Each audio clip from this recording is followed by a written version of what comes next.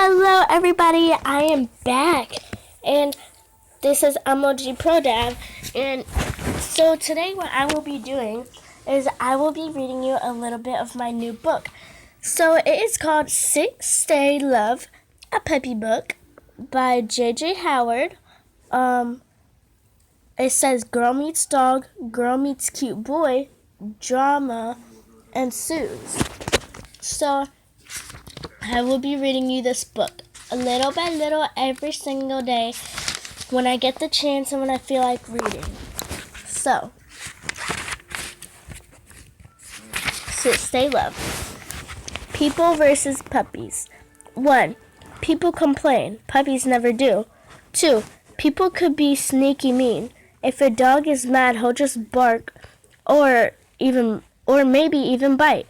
But there's no sneak. People, not furry. Also, it's weird if they lick your hand. 4. They love you no matter what. That one's all on the puppy side. Oh, that's cute. People versus puppies.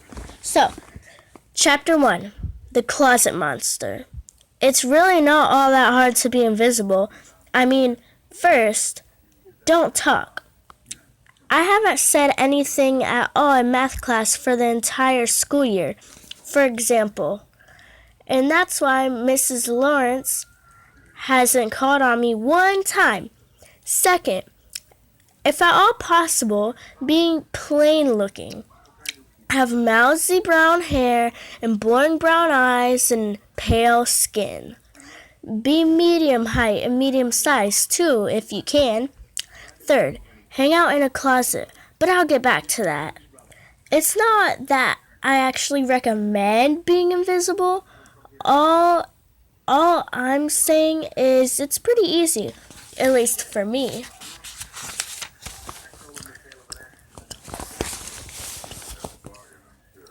I take after my dad for sure. My mom is the anti-invisible type. Her hair is very shiny and non-mousy. Her eyes non-boring. Although technically she is invisible to me and Dad these days, since she left home last year. Back to hanging out in a closet. It's my favorite place to be. My best friend, Melody, who was a genius, I'm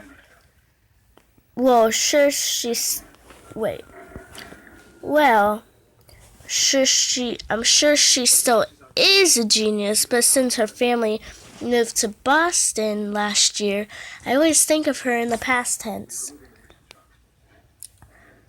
Told me that I like closets because I'm a chasmophile or whatever. I'm sorry, I don't know that word, which is a lover of small places, nooks, and crannies.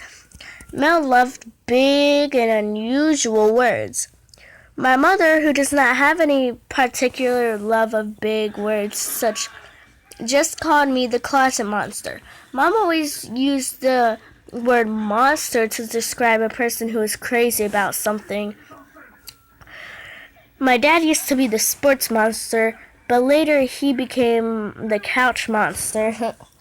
My mother was the shopping monster, mainly the shoe monster. But me, I'm the closet monster. I'm actually more of a dog monster because I am truly crazy about dogs. But my mother doesn't like anything that has hair or jewels. So she always pretended that my love for animals was just a passing phase, which of course it wasn't. But anyway, on the night of the fire, as usual, I was sitting in my closet. I was making one of my lists, this one about why I preferred puppies to people. In my room, I had lots of lists, the most recent one being a list of reasons that I deserve to have a dog. I plan to present that list to the couch monster soon. I've been asking for a dog since about birth, and I have to say, I deserve one more than most people do. I volunteer almost every day after school at Orphan Paws, which is a dog shelter in my town. And if anybody has proved to be responsible enough to take care of a pet, it's totally me. As I made a new list, I started thinking about how much more invisible I'd gotten since Mel had moved away.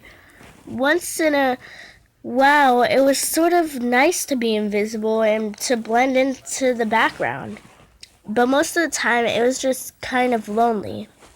I was so lost in my own thoughts that I didn't smell the smoke at all. And with the closet door closed and my headphones on, I didn't even hear the sirens.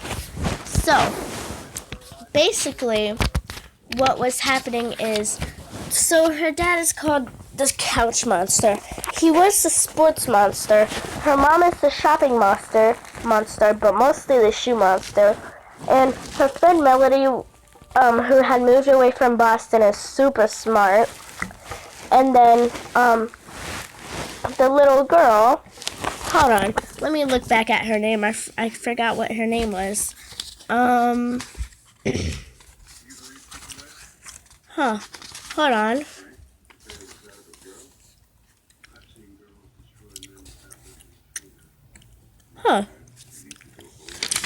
Actually, it didn't say her name in here. That's kind of strange that I don't know her name. But yeah, then the little girl is called the closet monster, but really, she's more of a dog monster, and every day after school, she volunteers to help at the Paws On I forgot what it was called, but I'm just gonna call it the Paws On shelter. So she's saying that if anybody deserves a dog, it would be her. And she has so many lists in her room, and a couple of them is why she deserves to have a dog. So this video is about to be over.